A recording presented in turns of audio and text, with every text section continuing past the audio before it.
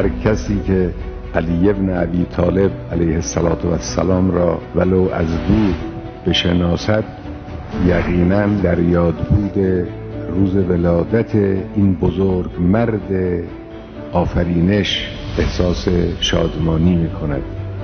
مقام امیرالمؤمنین در نزد خداوند متعال در سایه مجاهدت، عبادت، تلاش، فداکاری برای اون بزرگوار به دست آمده است. پیغمبر اکرم به خداوند متعال عرض می کند پروردگارا، همونطوری که موسی پیغمبر از تو درخواست کرد که برای او وزیری قرار بدهی، شریکی قرار بدهی که در کارها به او کمک کند و همراه او باشد و بازوی توانای او باشد، من هم از تو درخواست میکنم که علی را وزیر من و شریک من و بازوی توانای من قرار بدی.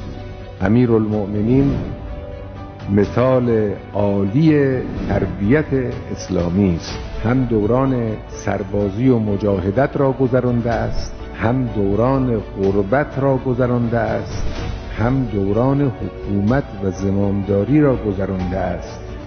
هر کدام از اینها مشتمل بر درس‌های فراوانی است برای امت اسلام که اگر ما امروز به این درس‌ها عمل بکنیم، صراط مستقیم هدایت و تکامل و تعالی در مقابل ما باز خواهد شد.